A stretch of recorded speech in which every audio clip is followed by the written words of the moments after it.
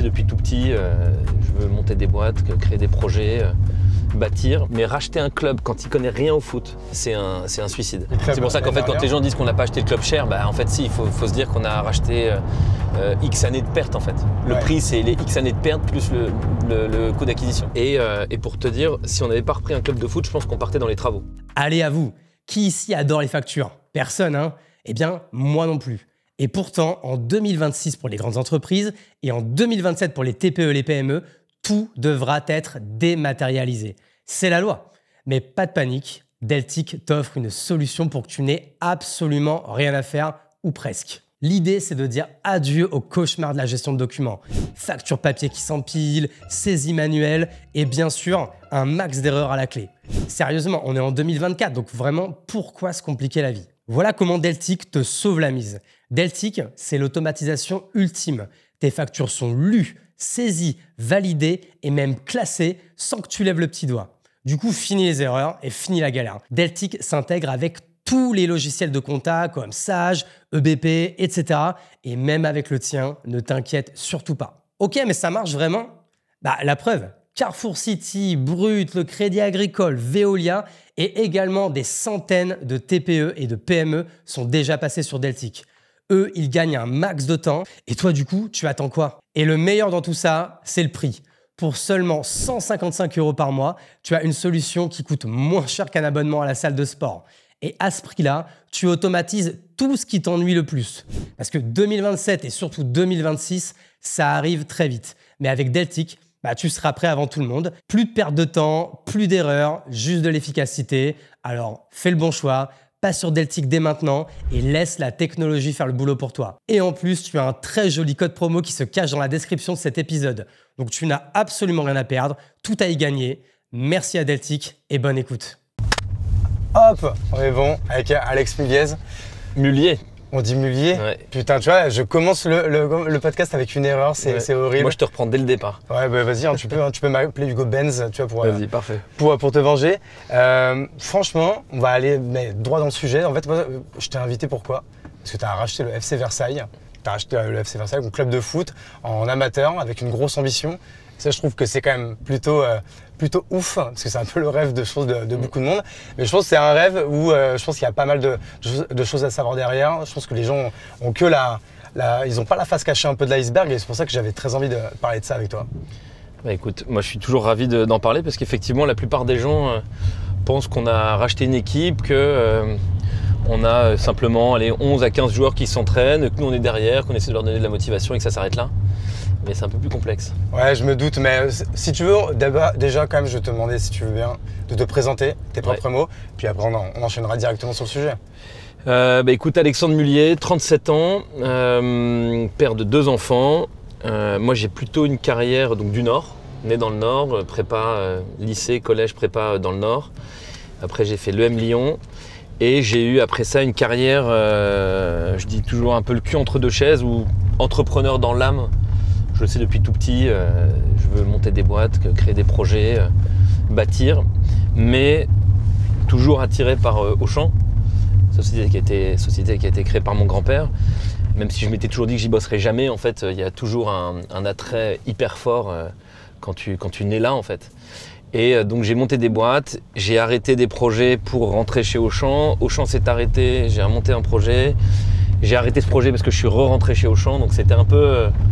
pas chaotique parce que hyper enrichissant, hyper intéressant.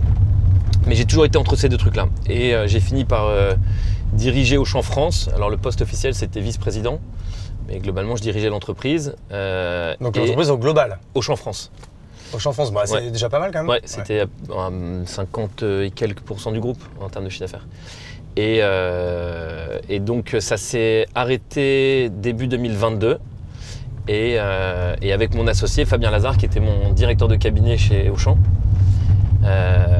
on s'est dit qu'on allait continuer l'aventure ensemble, parce qu'on a pendant un an vécu des moments exceptionnels, des moments très durs, et pourtant nous, notre relation elle est toujours restée vraiment top.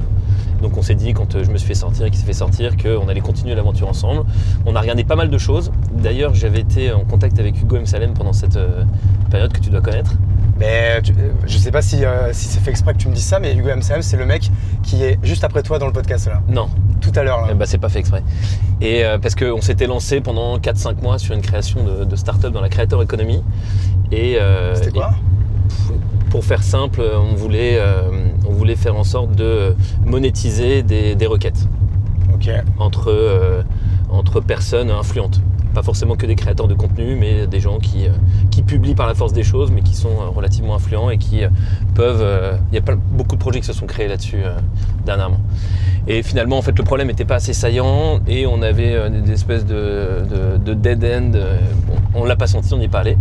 Et donc, on a regardé des projets de rachat de boîtes, de restructuring, et soit résoudre un gros problème, soit un secteur où il y aurait un avantage compétitif à la bonne gestion. On considère qu'on gère bien les entreprises. Et ça c'est marrant parce que c'est vrai que le repreneuriat c'est un truc de ouf et qui est pas très sexy et qui est pas très médiatisé, alors que il y avait des fois on peut appeler ça soit des belles endormies, soit des putains de boîtes ultra rentables mais avec des gens qui partent à la retraite et qui ont soit pas d'enfants, soit les enfants veulent pas le reprendre ou quoi. Et en fait, il y a des pépites, mais partout en France. C'est hallucinant. De toute façon, il y a pas de business là-dessus. Tu sais, il y avait Matt Stéphanie qui avait monté Alvo.market ou quoi. Mais alors, il n'y a pas de business. Cody Sanchez, c'est une américaine qui investit que dans des business pas sexy, c'est ce qu'elle dit. Elle a créé une plateforme justement où elle permet en fait à des repreneurs de se mettre en relation avec des entrepreneurs qui n'ont pas de successeurs ou qui veulent se débarrasser de leur boîte. Mais non, mais c'est un gros sujet. Donc nous, on a regardé. Et pour te dire, si on n'avait pas repris un club de foot, je pense qu'on partait dans les travaux. Ok. Peut-être soit une boîte on avait regardé une boîte de travaux pour particuliers, tu vois, sur chantier particulier. Mais on aurait développé ça parce qu'en fait, on pense que c'est d'abord tout notre environnement a des problèmes avec leurs travaux. Donc on se dit qu'il y a quelque chose à faire. Et quand on a regardé un petit peu les types d'entreprises qui fonctionnaient, c'est très artisanal. Donc on avait regardé ça. Et on est tombé sur le FC Versailles parce que ça a duré même pas une journée, mais avec Fabien on s'est dit pourquoi est-ce que, puisqu'on a vécu, est-ce qu'on regarderait pas un peu des métiers passion quand même. Et on a regardé une journée le foot, F2 et F3 en sport auto. Et on comprend toujours pas aujourd'hui, mais on voulait un club parisien, donc en gros francilien, Île-de-France, parce qu'on voulait pas avoir à bouger toute la semaine hors des matchs. Et on voulait aussi pouvoir créer une marque, enfin, en tout cas faire grandir une marque. Parce que les revenus dans le foot, je vais te l'expliquer après à mon avis, mais c'est un peu compliqué. Ouais, donc on va bien en parler. Ouais. Et donc on voulait vraiment avoir une marque pour justement créer des revenus qui soient récurrents, une entreprise, tu vois, antifragile, sereine.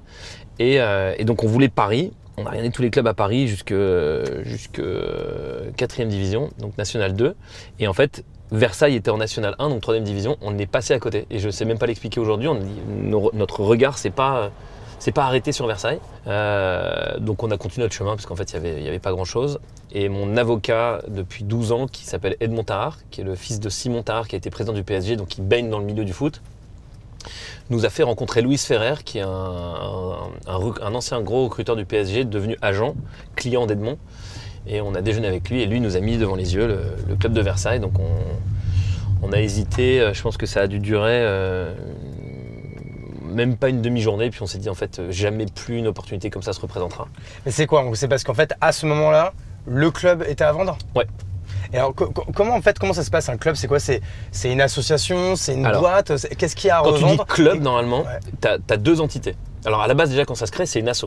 Toujours une asso, okay. Et c'est l'asso qui est détentrice du numéro d'affiliation qui te permet de jouer en championnat. Parce que la particularité d'un club de foot, c'est qu'en fait ton existence même en tant que club, elle est liée au championnat dans lequel tu évolues. Okay. Et donc ce numéro d'affiliation qui te permet d'évoluer dans le championnat, il est détenu par l'association. Sauf qu'au fur et à mesure des choses, notamment je pense dans les années à peu près 70, les clubs les budgets ont augmenté, la visibilité a augmenté et il y a des clubs qui ont commencé à se professionnaliser. Et pour ça, ils ont créé des sociétés, donc soit des SASP, soit des SAS, qui ont incorporé généralement au début que l'équipe 1, donc celle dont nous on est propriétaire aujourd'hui entre guillemets. Et ils se sont développés comme ça. Et entre les deux, tu matérialises la relation par une convention. Et le club, quand tu dis club, normalement, c'est un abus de langage quand on parle du PSG équipe 1. Le club, c'est la SAS ou SASP et l'association. Et donc nous, on est propriétaire que de la SAS, Ok. qui détient, entre guillemets, même si tu ne peux pas vraiment parler en ces termes-là, je pense, qui détient l'équipe 1. Et le but du jeu, c'est de développer le club. Et on ne sait pas où est-ce qu'on sera, mais comme on a envie de rester pour les 30 à 40 prochaines années, on peut quand même se projeter de manière assez ambitieuse. Et en fait, après, quand tu passes ton statut professionnel, donc Ligue 2, tu as obligation d'avoir ton centre de formation. Et c'est là où tu commences à intégrer les équipes, l'équipe réserve, les féminines, la formation U17, U19, etc. Donc là, en fait, du coup, qui sont un peu intégrés à la SAS, alors qu'aujourd'hui, ils sont plutôt intégrés à l'assaut, en fait. Ouais. Mais nous, ce qu'on que essaie tu ne de faire, diriges pas, quoi. Non, je dirige pas du tout. Mais ce qu'on essaie de faire, le projet s'appelle Une seule équipe, c'est qu'en fait, on veut vraiment qu'il n'y ait pas de différence, en fait, que les différences juridiques, elles existent, Ouais. parce que c'est deux entités qui sont séparées, mais qu'en termes de humains, on soit vraiment une seule et même équipe. Et qu'il n'y ait pas de division même politique, parce que je suppose qu'il Non. y a un peu de ça aussi. Il y a quand même 2 présidents, il y a 2 CODIR, etc. Mais en tout cas, on a beaucoup investi depuis 1 an pour que les gens de l'assaut aient confiance en nous et qu'ils aient confiance en notre projet et qu'on n'est pas là pour faire un one-shot ou faire une culbute ou vendre le club comme c'est une obligation pour les fonds d'investissement. Tu vois. Mais alors, donc, du coup, pour revenir, donc, vous regardez les clubs. D'un coup, il y a un avocat que tu connais bien qui vous amène ce projet sur la table en disant Versailles est à vendre. Déjà, alors pourquoi le FC Versailles est à vendre à ce moment-là? Parce que ça avait été racheté par deux promoteurs immobiliers qui se sont retrouvés dans une... Ils ont injecté près de 9 millions d'euros dans le club. Quand même. Ouais, ce qui est énorme. Et qui se sont retrouvés sur la paille, ou quasiment sur la paille, du jour au lendemain. Et comme tu l'as dit, ça demande des fonds, un club de foot, surtout avant qu'il soit rentable, logique. En fait, ils pouvaient plus subvenir aux besoins du club, donc ils ont fait appel à des gens pour trouver des investisseurs. Et ils avaient trouvé des Texans, mais je pense que ça s'était pas bien passé. Ils devaient signer normalement le mardi, et nous on a rencontré l'ancien président propriétaire le jeudi d'avant. Ok. Donc vous on a fait une à offre. qui exactement en fait? On rachète à deux entrepreneurs. C'est 2 mecs là en fait qui étaient encore là. Exactement. Ouais. Ok. Et donc nous on rencontre ces mecs-là. On se dit, on n'avait pas envie de mettre trop sur la table dans le rachat. Donc on avait notre budget et on se dit bon, ça vaut combien? Parce que là t'as quand même la marque Versailles qui est quand même inhérente, tu vois, au club. Ça a une valeur qui est colossale. Le club est en 3e division. C'est une feuille blanche, c'est-à-dire qu'il n'y a aucune structuration. Alors certes, il n'y a pas de supporters, mais tu vois, tu te retrouves quand même avec quelque chose de plus simple à gérer que si tu rachètes l'OM, quoi. Ouais. Il y avait déjà des lignes de revenus ou pas? Alors quasiment pas. Donc nous, on se dit à ce moment-là, on va faire une propale. On espère pouvoir prendre, c'était 20 ou 34% du club. Et pendant le week-end, on se dit non, on sentait que c'était compliqué pour eux et on se dit, vas-y, on va faire une offre à 51. Le truc a été signé, a été accepté. On y a eu un aller-retour, je pense, même pas. Et le truc était signé. On avait notre LOI non-binding, mais on avait notre accord, tu vois, le lundi matin. Donc c'est-à-dire qu'avec ton associé, Mardi matin. vous prenez 51% du coup, alors on va pas dire du club, donc de la SAS. Ouais. C'est-à-dire qu'en fait les anciens restent à minorité À 49%. Ok. Et ça leur va bien ça? Ils voulaient pas vendre tout? Je pense qu'ils avaient envie de rester. Je pense qu'ils croyaient en notre vision des choses, enfin en tout cas vision de comment est-ce qu'on gère un projet, comment est-ce qu'on le fait réussir. Et je pense qu'ils avaient envie de rester avec nous. Mais très rapidement, tu parlais du... Je peux même pas sûr que je peux s'en parler. Un des présidents de club de foot nous a dit tout de suite, sortez-les, soyez plein propriétaire parce que vous voulez aller loin, vous voulez y aller vite. Et il vaut mieux vraiment que vous soyez plein propriétaire. Donc en novembre, on a récupéré les 49% restants. Ok. Un grand merci à notre sponsor Comin, C-O-M-I-N. C'est votre nouvelle appli VTC avec qui nous avons passé du coup ces 3 jours pour tourner ces 9 épisodes. Grâce à qui on a rencontré Pierre qui nous a conduit dans Paris pendant qu'on tournait du coup les 9 épisodes de cette nouvelle saison. Comin, c'est la nouvelle application VTC qui est beaucoup plus juste déjà avec les conducteurs parce qu'elle prend seulement 10% de commission pour toi parce que du coup les courses sont beaucoup moins chères que leurs concurrents américains et avec des véhicules 100% verts, donc du coup c'est vraiment de la balle. Et tu me connais, je t'ai négocié une super offre pour que tu puisses le tester à Paris seulement pour l'instant. 10 € offerts par Comin avec le code dans ma Benz. Tu peux tester Comin, c'est cadeau, ça me fait plaisir. Merci à eux et je te souhaite de passer un bon épisode. Et bon, je te demande quand même, mais je suppose que les chiffres là sont totalement confidentiels. Non. On peut le dire combien ça coûte le FC Versailles? Vous l'avez racheté? En réalité, d'abord moi dans ma com, je suis en mode building public, mais bien avant que même que ce concept existe en fait, parce que j'ai dû le connaître il y a même pas 2 ans. Et j'ai toujours même chez Auchan, j'ai toujours fonctionné en ultra transparence parce que je considère que la culture du secret, tu vois, elle permet pas aux gens de s'épanouir et de vraiment performer parce qu'en fait, tu dois prendre des décisions sans avoir les infos, c'est aberrant, tu vois. Et je trouve ça beaucoup plus intéressant parce que ça te permet toi de jamais, je sais pas, moi je suis quelqu'un totalement déstressé, tu vois. J'ai rien à cacher. Ouais, non, carrément. Et donc je l'ai fait depuis le début sur LinkedIn. Et de toute façon, la série Canal là, qui va être faite sur nous, le pacte avec Canal, c'est on ouvre tout en transparence totale. Donc, mais ça, vas-y, on en parlera après. De toute façon. Et donc on a racheté le club retient aux alentours de 2,5 millions. Il y a eu 2 phases avec des valos différentes, mais 2 millions, 2,5 millions. Et c'est un projet à 15 millions d'euros sur 5 ans. Oui, parce que c'est ça, on va y revenir, mais c'est pas le tout d'acheter un club. C'est notre objectif, 15 millions d'euros, parce que tout change tellement tout le temps. Ce sera peut-être sûrement au-dessus, ouais, c'est ça en fait. Ouais. Bon, on espère que ce sera en dessous, mais... Ouais. Parce qu'en fait, c'est ça, c'est que c'est pas le tout de racheter un club 2,5 millions, c'est qu'après, en fait, tous les ans, il faut remettre au pot pour que le club, en fait, se structure et aille jusqu'à l'objectif. Exactement. Qui est déjà dans votre cas la Ligue 2, et après l'objectif suprême qui est la Ligue 1. Ouais. L'objectif suprême, le premier objectif, c'est d'être rentable en Ligue 2. C'est un peu le premier moonshot, tu vois, qui est... Parce qu'en national, c'est pas possible. Alors, c'est ça qui est compliqué dans les BP que tu dois poser sur un club de foot, c'est que tu dois toujours mettre la variable championnat. Tu es dans quelle division? Donc nous, on en a fait avec à chaque fois deux paramètres, soit c'est national, soit c'est Ligue 2. Nous, on veut prouver, si on n'arrive pas à monter en Ligue 2, qu'on peut quand même être rentable. Et c'est un peu tout le taf qu'on fait aujourd'hui, c'est de réussir à sortir et de faire sortir de la tête des gens qu'en fait, on doit valoriser le club simplement par rapport à sa division. Donc c'est pour ça qu'on bosse énormément la com, énormément la marque. Tu vois, les maillots par exemple, on en a vendu des milliers dès la première semaine. Et là on table sur 20 000 sur la saison. 20 000 c'est 5 000 de plus que l'OGC Nice. Alors on les a pas encore vendus. Hein. Genre l'OGC Nice ils vendent que 15 000 maillots? 14 000 l'année dernière. Et vous voudriez en vendre 20 000? Ouais. Et combien de supporters vous avez dans le stade? Alors on a commencé, on devait être 300 je pense. Ouais. Et là, le dernier match, qui était un match normal, contre une équipe normale, on va dire, parce qu'on a déjà fait contre le Red Star, Derby, Red Star, qui a une grosse communauté dans Paris, on était 5000, 5000. Ah, le Red Star, c'est vrai qu'ils sont en National 1 maintenant. Ouais. Ouais. Non. Ils étaient l'année dernière, c'était notre Derby. Ouais. Cette année, ils sont en Ligue 2. Oui, c'est ça. Ils sont en Ligue 2. Alors. Et donc là, je pense qu'on va atteindre les 2000, 2500 de moyenne et on aimerait bien monter à 5000 sur les derniers matchs de la fin d'année. Est-ce que le stade, donc je suppose que vous n'êtes pas propriétaire de votre stade, c'est à la ville de Versailles? Non, pas du tout. On joue à Jean-Bouin. Ok. Jean-Bouin, tu vois où c'est? Oui, complètement. Ouais. C'est le stade du Stade français qui est collé au Parc des Princes. Et donc nous, on a une convention avec eux, on leur loue pour nos matchs. Ok, stylé. Ouais. Du coup, si on revient sur le rachat du club, donc vous faites une offre, elle est acceptée, trop bien. C'est quoi les premières étapes? Parce que je suppose que là, comme tu dis, la feuille blanche, elle est blanche. Donc du coup, pour la remplir, le travail il est colossal.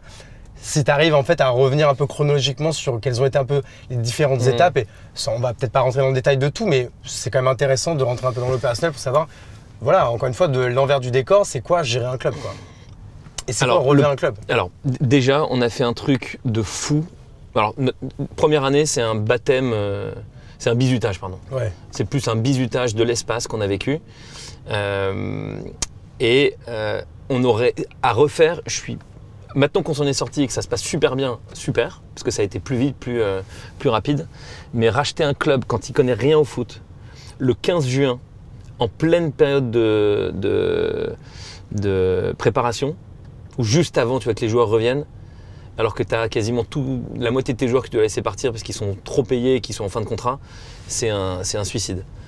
Et donc, bon, on en prend conscience très rapidement. On commence par recruter un responsable du recrutement. Parce qu'il fallait une équipe. On avait moins de 11 joueurs. Mais c'est vrai que là, c'est un mec qui avait... C'est un poste qu'il n'y avait pas dans le club?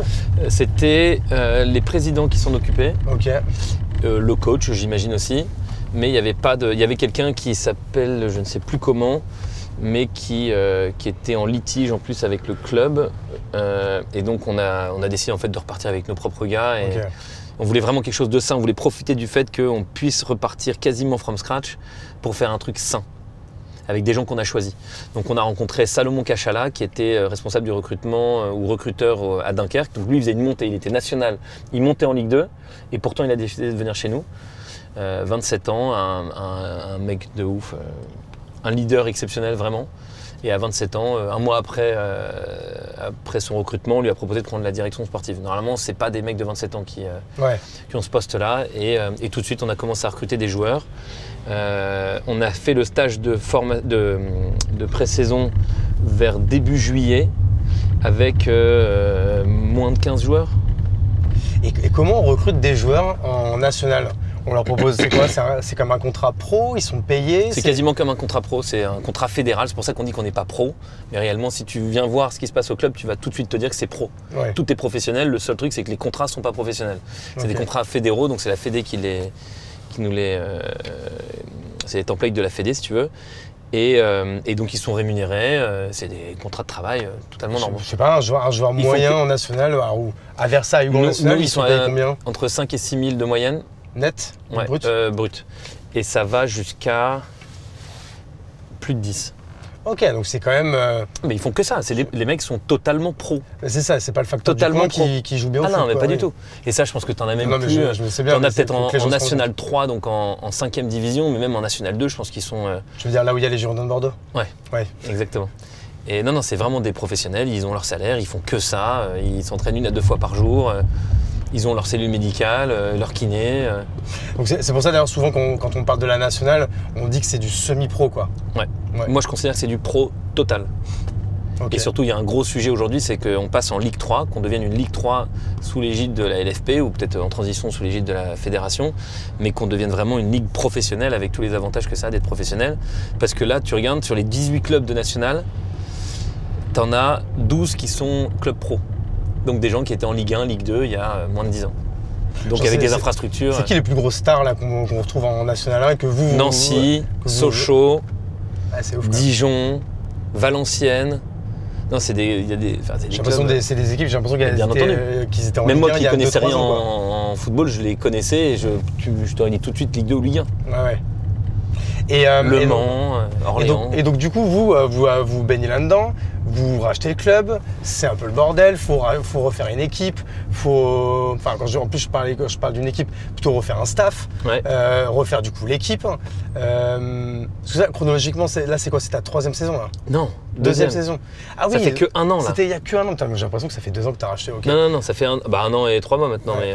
Mais Donc la première année, comment elle se passe? Pareil, quand tu parles de bizutage, est-ce que tu vois, pareil, tout ce qu'on dit sur le milieu du foot, même à ce niveau-là, bon, il y a des gens qui rôdent, qui machin, qui peuvent te mettre des petits coups de pression, des machins. Est-ce que tout ça, vraiment, ça existe? Ouais, ça existe. Et dès août, je vais pas donner le nom parce que c'est compliqué et puis c'est des gens très puissants. Il y a beaucoup de gens qui ont essayé pas de nous mettre la main dessus, mais de rentrer dans l'écosystème et nous, on a fermé les portes tout de suite. Donc c'est quoi là? En fait, on parle des gens un peu... C'est quoi on parle de petites Kaira ou vraiment de gens un peu du milieu? Kaira, il y en a eu parce qu'il y a eu les précédents propriétaires se sont pris des coups de pression énormes sur un joueur qui ne voulait pas laisser partir.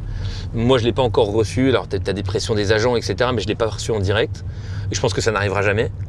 Je pense que... Je vois pas... C'est pas possible. En revanche, non, je te parle de gros cadors du foot. Ok. De gens qui ont une influence hyper importante et qui voient en fait le petit mulier qui débarque dans le foot et qui se disent qu'il y a du fric à se faire, quoi. Dans quel sens? Des missions de consulting, vente de services. Oui, ok, c'est tout genre, quoi. Et puis en fait, des anciens mecs du foot qui se disent je vais prendre un... Ou des mecs qui y sont toujours ouais. Et qui arrivent en fait à mettre la main sur les clubs, notamment quand tu as des novices qui débarquent, quoi. Ouais, ok. Donc nous, on n'a même pas voulu comprendre, même pas voulu...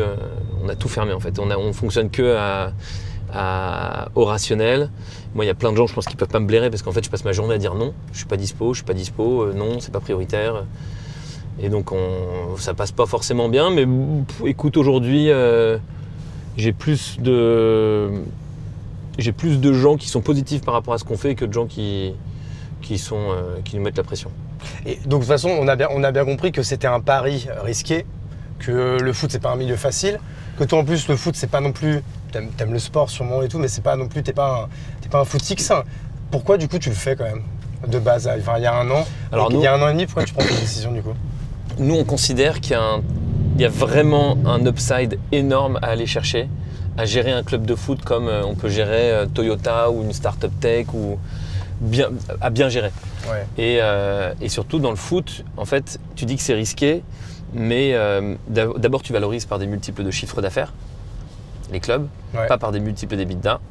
Et nous, on était convaincus en fait qu'avec notre track record, tu vois, nos compétences, etc., on aurait au moins été capable de développer les revenus pour que les apports soient égaux aux retraits. Tu vois. Enfin, les apports soient égaux à peu près à la valeur du club.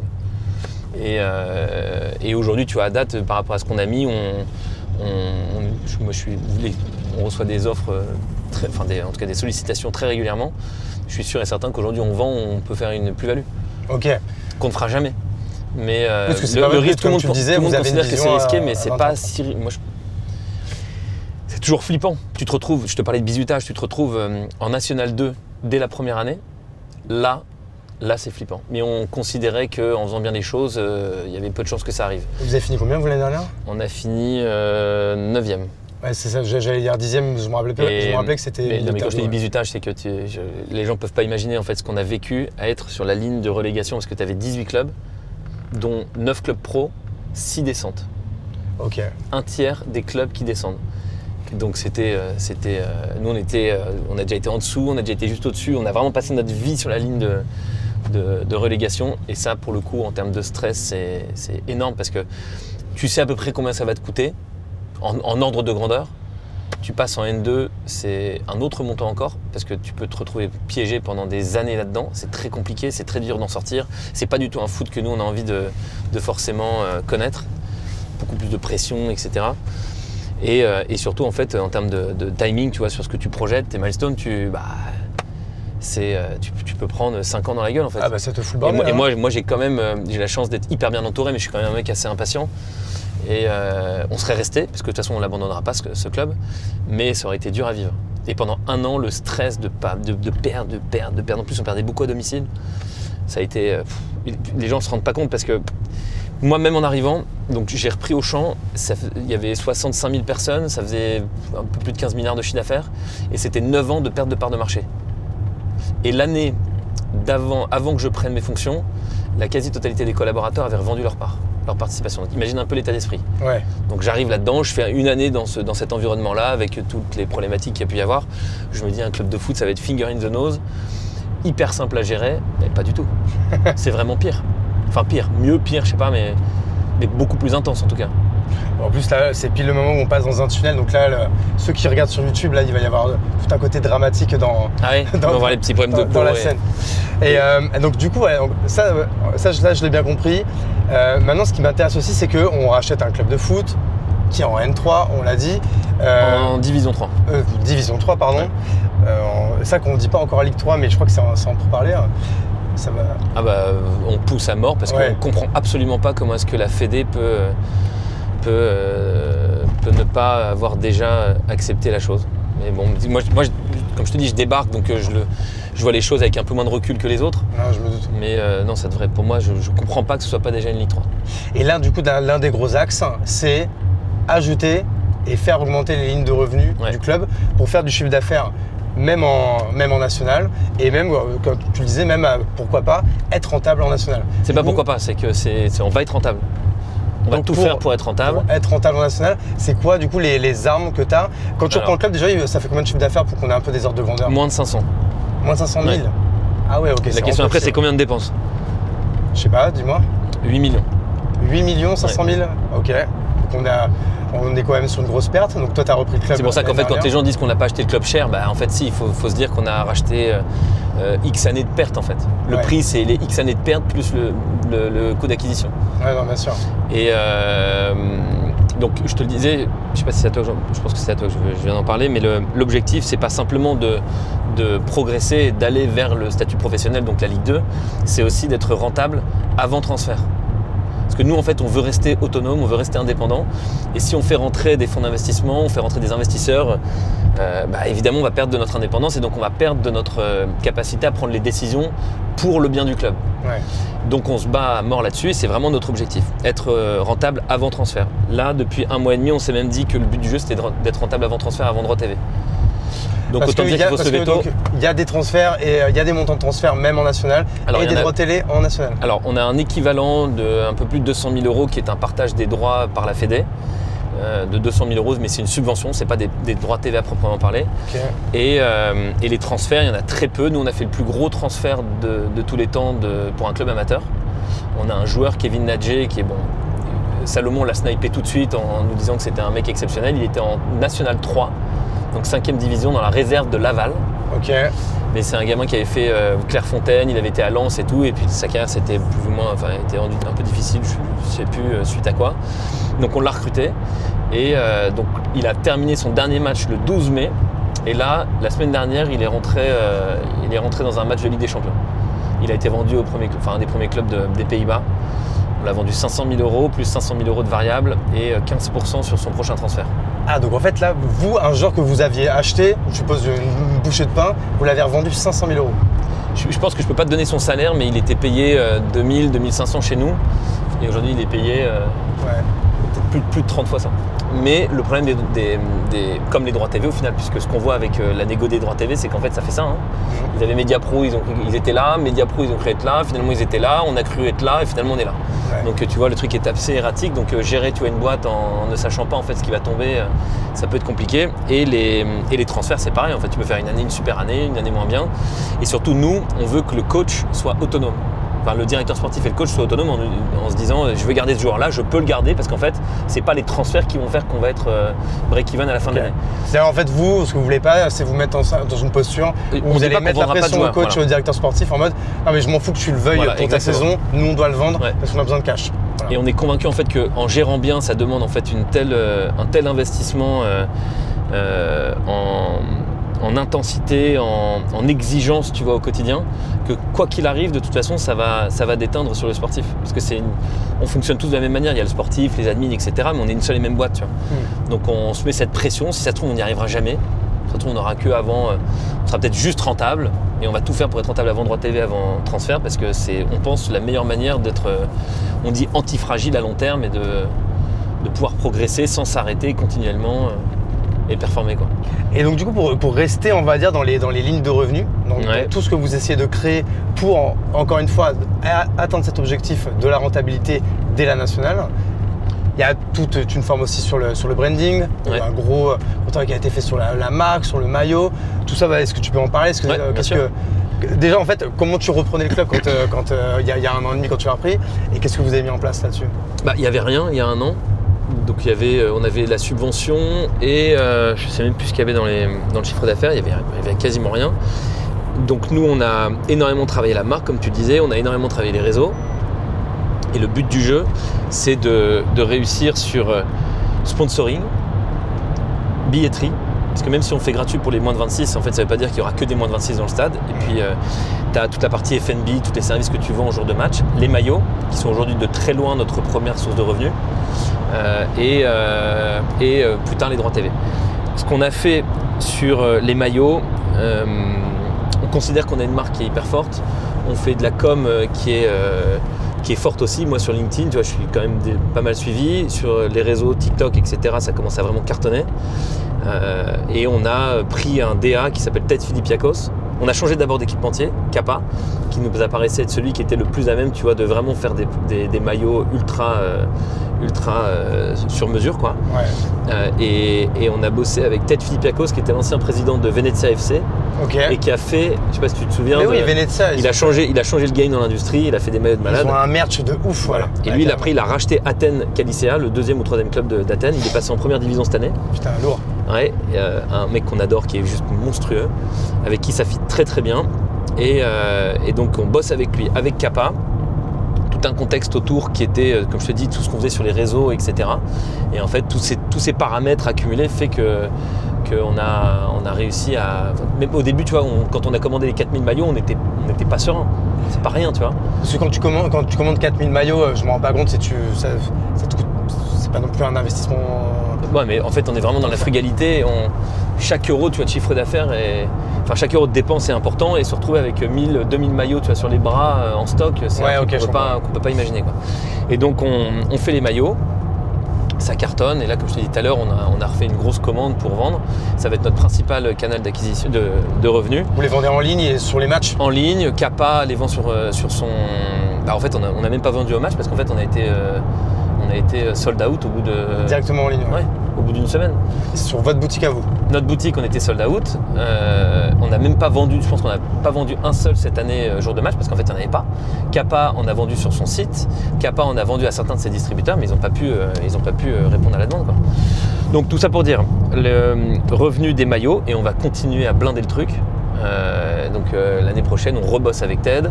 A priori, on va faire des collections, des drops, des collections capsules pour justement gérer tout ça. On a les revenus de billetterie qui sont très liés en fait, parce que si ta marque elle performe, si ta marque elle est de plus en plus visible, en fait les gens auront envie de venir voir le match. Et sachant qu'en plus vous payez pour faire les matchs justement à Jambon et tout. Exactement. Faut au moins déjà récupérer ça. Alors, on en est loin là. On en est loin, mais c'est un investissement parce qu'en faisant ce stade en plein cœur de Paris, là où il est placé, avec le cachet de ce stade, les hospitalités, en fait on peut gagner de l'argent le jour où on arrivera à le remplir un peu plus fortement que ce qu'on fait aujourd'hui. Et surtout ce que tu me dis, est-ce que le Red Star c'est un modèle à suivre pour toi ou est-ce que vous vous en inspirez ou c'est totalement différent? Positionnement qui n'a rien à voir. Eux c'est un club très populaire et nous on est un club vraiment, on réconcilie tu vois tout l'héritage de Versailles, de la France, type raffinement, prestige, etc. Et nous on l'associe, on le lie aux attributs de la jeunesse. Donc on n'est pas du tout sur un club populaire, alors que le Red Star l'est. Mais en revanche, ce qui nous inspire du Red Star, et c'est ce qu'on fait, mais on le fait à notre sauce, c'est le travail qu'ils ont fait sur la marque. Okay. La marque Red Star aujourd'hui dans le foot, c'est une marque exceptionnelle. Donc en réalité, on est des fans du Red Star. En fait, il faudrait que tu te réunisses avec Haddad et que vous fassiez comme Tapi et le mec de à l'époque, vous fassiez une grosse rivalité quoi. Rivalité non, parce qu'on s'entend vraiment super bien, donc je vois pas comment ça pourrait. Mais pour les clubs ça a été déjà. L'année dernière, c'était une rivalité vraiment dingue. Ouais. Il y a eu des échauffourées sur le terrain dingues. Ok. Non, c'est déjà le cas. Mais en tout cas, moi, il y a un respect énorme sur ce qui a été fait au Red Star pour Patrice Haddad, pour la marque, le club, le stade là, qu'ils sont en train de terminer à Bauer, c'est juste exceptionnel. Je pense que Denisot et Tapi s'entendaient très bien. Hein. C'était juste que c'était mieux pour le business. Quoi. Voilà. Peut-être que ça arrivera, mais pour l'instant, on ne peut plus parce qu'on n'est plus dans la même division. Bah oui, c'est ça ce qu'ils sont remontés. Voilà. Ok, donc du coup sur la marque, donc il y a ça, il y a l'histoire du maillot. Moi, il y avait un post, mais d'ailleurs je crois qu'il a cartonné là sur ton compte LinkedIn, sur le fait que pour l'instant vous n'aviez pas de sponsor et que vous aviez pas mal de demandes, mais qu'en fait vous vouliez pas mettre n'importe quoi sur votre maillot. Ouais. C'est quoi un peu les bails là-dessus? Alors, il y a beaucoup de sujets. Tu as le sujet, au début on voulait être un club vraiment 100% français, avec tous les risques que ça comporte, qu'on se fasse taxer d'être un club d'extrême droite, etc. Alors qu'on est je suis plutôt libéral, social-libéral, donc plutôt de gauche. Mais moi je suis fier d'être français, tu vois, vraiment fier à mort d'être français. Je trouve que c'est un pays de fous, que les gens s'en rendent pas compte. Et c'est vrai que c'est chiant parce que même moi qui suis aussi de gauche, si tu dis que tu es fier d'être français, on te taxe de connard de droite. Moi si je mets un drapeau français là, alors que moi je suis fier d'être français, on va penser que je vote RN. Alors que jamais de la vie en fait. Donc on a voulu en fait faire quelque chose d'hyper cohérent, en n'ayant que des sponsors français. Ouais. Donc déjà, le game il est plus complexe parce que surtout en t'appelant Versailles, il y a beaucoup de marques étrangères qui toquaient à notre porte. Donc au début, on s'était dit qu'on allait garder que des sponsors français. Et on s'était dit aussi qu'on n'allait pas brader la marque parce qu'on considère qu'on a une visibilité qui est super forte, qu'on a une belle marque et que c'est pas parce qu'on est en national qu'on doit avoir des tarifs de national. Donc ça, on a eu beaucoup de mal à le faire comprendre aux sponsors parce que ceux qui ont l'habitude, qui ont la culture du sponsoring, en fait, c'est des équipes qui te disent national c'est ça, Ligue 2 c'est ça, Ligue 1 c'est ça. Donc il n'y a pas eu de terrain d'entente. Et les boîtes modernes que je connais moi, en tout cas dans lesquelles j'ai pas mal de potes, mais en fait eux ils n'ont pas la culture du sponsoring. Ouais. Donc on s'est retrouvé dans une situation un peu compliquée où on s'est dit alors qu'est-ce qu'on fait? Est-ce qu'on met un sponsor, un truc de betting, une marque étrangère, une boîte qui gagne du blé mais qui n'a pas forcément un business avec lequel on est parfaitement raccord. Et en fait on s'est dit non. On s'est dit vu en fait les coûts tu vois, inhérents au développement du club, on s'est dit qu'il valait mieux attendre un petit peu pour bien faire les choses. Et nous on veut vraiment, quand on parle de marque, on veut vraiment créer une marque qui soit hyper cohérente, hyper forte, et ça passe par des choix qui sont difficiles. Donc on s'était déjà dit ça, et aujourd'hui on est même en train d'aller encore plus loin, à se dire qu'il n'y aura pas de sponsor sur la face avant du maillot. Pourquoi ? Potentiellement, de toute façon on est spécialiste, on fait des demi-tours, quand on se rend compte tu vois, qu'on est allé trop loin ou qu'en fait il y a un meilleur argument, on fait demi-tour. Mais moi je rêverais qu'on ne le fasse jamais parce qu'on est une marque lifestyle au final. Nos maillots, on ne propose même pas de floquer les noms derrière. Ok. Parce qu'en fait, on veut que les gens qui se baladent dans la rue, c'est moche, tu vois un nom derrière. Que tu ne mettrais pas sous ton t-shirt Hugo, quoi. Bon, peut-être, mais. Non, Et non. voilà, donc nous, en fait, on a envie de préserver l'image de marque, préserver la qualité de la marque. Donc, on ne propose pas le flocage. On aimerait bien, en fait, que jour de match, il n'y ait pas forcément de logo devant. Il y aura peut-être une exception pour notre partenaire principal qui est Combini. On se dit que tu vois, bon, le logo est très cool, la marque est très cool, ça correspond parfaitement. Donc, il pourrait y avoir une exception, mais c'est même pas sûr. Donc, on veut aller loin, quoi. Parce que là, vous asseyez sur combien c'est combien en moyenne? Et outre, et puis en plus le fait que ça soit la marque Versailles, etc., c'est combien sponsoring maillot en national? En moyenne? Ça doit être, je dirais, 75. 75 000 euros l'année? Ouais. Ok. Et nous, ce qu'on demandait, c'était 175, entre 150 et 200 pour le sponsor principal. Donc c'est pour ça que ça a tiqué un peu. Ça a tiqué, mais aujourd'hui, moi, de toute façon, alors, on a fait un autre gros choix, c'est que moi, j'en avais ras-le-bol de passer un temps incalculable et essayer de convaincre les gens en fait que ce qu'on faisait, c'était canon et que ça avait de la valeur. Parce qu'on a une visibilité qui est énorme sur les réseaux. Tu vois, on a des vidéos, même si on n'a que 80 000 personnes sur TikTok, on a des vidéos à plus d'1 500 000 vues. Moi, mes posts, ils font entre 200 et 600 000 vues. Il y a beaucoup de médias, il y a plus de 50 médias, tu vois, qui ont parlé de nous, qui ont fait des articles. Il y a Pierre maintenant qui est notre associé, tu vois, qui à chaque fois qu'il fait un post, c'est des millions de vues qui débarquent. Et j'en ai eu ras-le-bol en fait de passer du temps à faire ça, à avoir des gens qui ne comprennent pas l'intérêt ou qui ne comprennent pas la valeur de la marque. Ça nous faisait dépenser beaucoup d'argent, tu vois, en prospection, en interne, parce que les panneaux gars, ils doivent envoyer des mails, appeler, etc. Et en fait, on a pris une décision assez radicale avec Fab, où on s'est dit, bon bah, si ça ne fonctionne pas d'aller chercher les gens, bah, on va attendre qu'ils viennent à nous. Et on va se concentrer, on arrête tout ça. On se concentre exclusivement sur développer notre marque B2C, l'entreprise sur la partie B2C et pas B2B. Donc une marque super forte, etc. Et on se dit qu'en faisant ça, en réussissant ça, en fait les gens vont vouloir s'associer à nous et voilà. Et on a un projet aussi qui est très fort, tu vois, en termes de valeurs, de principes, de où est-ce qu'on a envie d'aller, comment est-ce qu'on veut s'y prendre, etc. Et on pense que ça, tu vois, à un moment, ça va faire une boule de neige qui va entraîner des gens qui auront envie de participer et de se considérer comme partenaires, tu vois, du club. Non, mais ça, j'entends bien. Donc du coup, c'est pour ça qu'il y a une grosse stratégie de création de contenu. Ouais. Elle a toujours digital été. Chez vous, donc même avant que vous arriviez. Non, elle a toujours été, même avant qu'on prenne ses décisions sur le sponsoring. Donc ça, il y a ça. Même en plus, tout à l'heure, je crois que c'est en off, je crois que tu l'as même pas dit encore là, c'est que même là, donc là, on est dans le van Mercedes-Benz de Pierre, du coup, et qui est payé par Comine, qui est un peu le nouveau Uber français. Et là, en fait, on se rend directement à Bougival, du coup, qui est le centre d'entraînement de Versailles. Et si je dis pas de bêtises, c'est parce que là, tu vas à un autre tournage, parce qu'il y a Canal qui font un reportage sur vous, mais en plusieurs épisodes. C'est pas un reportage, c'est une série. Carrément une série documentaire. Ah ouais. C'est une série documentaire inspirée comme Wrexham, comme All or Nothing. Juste sur la reprise de Versailles. Ouais. Ok. Alors la différence par rapport à, je pense que l'image va être aussi chiadée que ce que tu peux voir sur ces séries-là. La différence, c'est que Canal, ce qui les a intéressés, c'est la partie, enfin le club dans sa globalité. Rachat, développement d'un club en transparence totale. C'est-à-dire que ça va, le sportif va être un peu peut-être le socle, tu vois, de la série, mais ce sera pas du tout l'axe principal. Et c'est une série qui va sortir quand, ça? Alors c'est confidentiel aujourd'hui, mais 2025. Ok, donc ce sera dans moins d'un an, quoi. Voilà. Enfin, dans un an et quelques peut-être. On verra, quoi. Ouais. Et ça, c'est quoi? Comment ça naît un projet comme ça? C'est toi qui viens vers eux ou c'est eux qui viennent vers toi?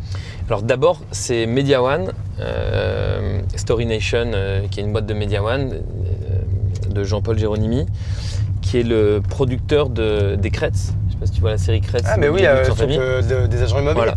Et Valentin est un super pote, donc il m'avait déjà parlé de lui, donc je l'avais contacté. Et je me faisais accompagner en conseil par Edouard Benadava, qui était au board de Media One, au codir de Media One, pardon, Comex ou codir de Media One, je sais plus, qui est un très bon pote que je connais depuis 2007, je pense, qui m'a accompagné pour me conseiller. Et en fait, ils se connaissaient déjà et Edouard a décidé de produire aussi, donc on produit avec Media One et Edouard. Et c'est eux qui ont vendu ça à Canal en fait. C'est comme ça que ça marche en fait. Voilà, exactement. Et ils auraient pu le vendre à Netflix ou à Prime. Ah bah on était en pourparlers avec beaucoup et finalement c'est Canal qui a été choisi.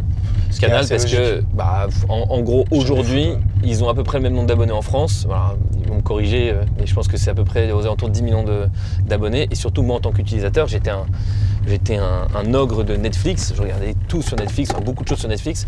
Et en fait aujourd'hui j'arrive plus à je regarde quasiment que Canal. Je trouve que le contenu est beaucoup plus quali sur Canal aujourd'hui que sur Netflix. Même toute l'UX avec moi, tu vois, même la télé en direct que je regarde peu, je la regarde sur Canal. Tu vois, moi pareil. Quoi, tu vois. Moi je suis fan de Formule 1, tout est sur Canal en fait aujourd'hui. Et réellement la chaîne du sport, alors même si aujourd'hui il n'y a plus de Ligue 1 et de Ligue 2 sur Canal, Canal c'est la chaîne du sport. Sans Canal, il n'y aurait jamais eu le foot qu'il y a aujourd'hui. Donc nous on est juste comme des dingues d'être avec Canal aujourd'hui. Puis les équipes, on les a rencontrées parce qu'ils ont présenté la série lors de leur conférence de presse le 4 ou 5 septembre dernier au Parc des Princes. Ah, putain, lourd. On était la seule série qu'ils ont présentée ce jour-là. Et donc on a rencontré la famille Canal. Franchement, c'est un délire.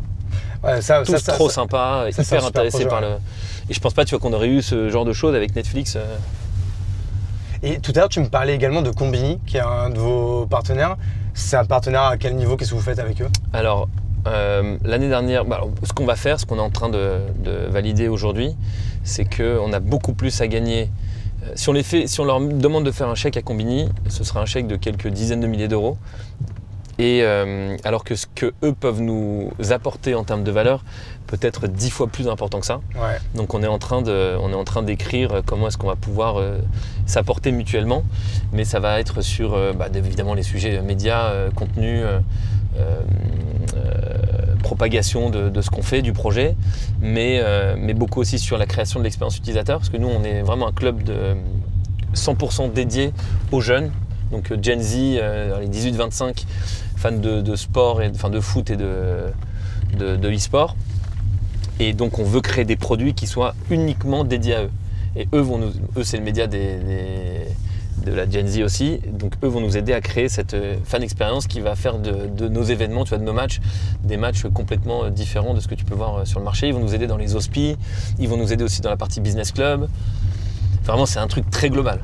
Parce que ça, qu'en fait, ça tu me le disais tout à l'heure, je pense qu'on s'en parlait plutôt en off avant qu'on commence, c'est que quand vous avez repris le club, il y avait quoi? Il y a peut-être 200-300 supporters qui se battaient en duel. Maintenant, au stade, à chaque fois, il y a plusieurs milliers de spectateurs qui viennent. Comment... Alors, j'ai bien compris que vous avez réussi à les convaincre. Jérémy. Ça, c'est un joueur. Est-ce qu'on vient d'arriver au centre d'entraînement? On est un peu en avance. Parce que du coup, donc, vous arrivez à les convaincre du coup, par votre stratégie digitale.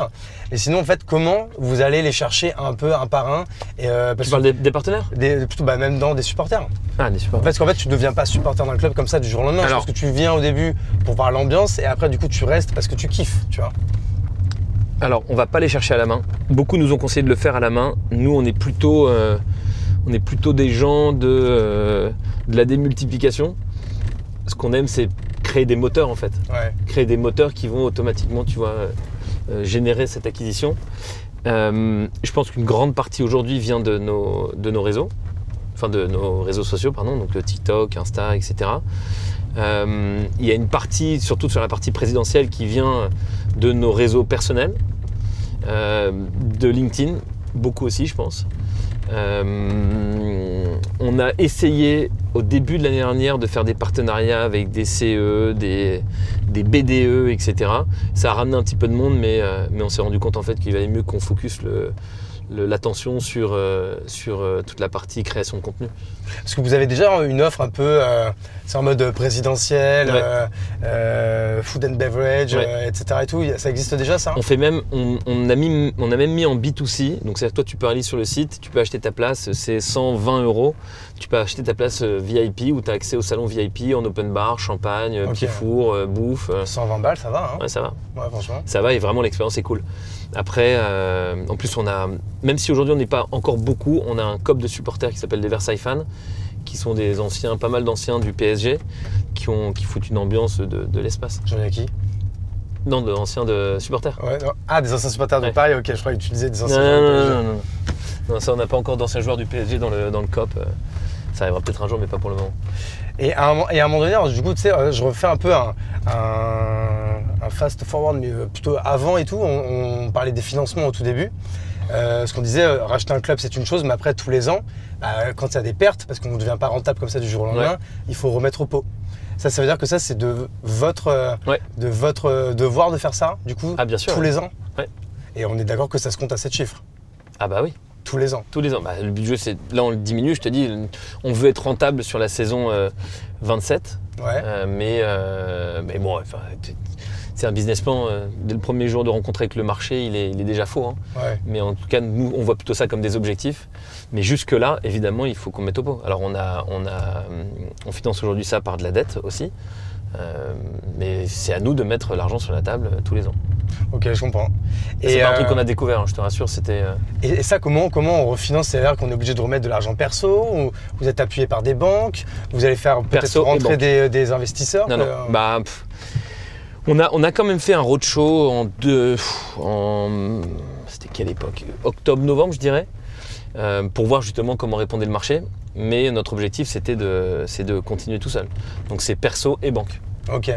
Parce que toi, tu penses qu'aujourd'hui, par exemple, ouvrir le capital, je ne sais pas à quelle hauteur, c'est pas quelque chose qui pourrait vous être bénéfique, faire rentrer peut-être des autres personnes qui peuvent vous apporter plus que de l'argent ou pas? Si tu choisis les bonnes personnes, ça peut toujours être bénéfique.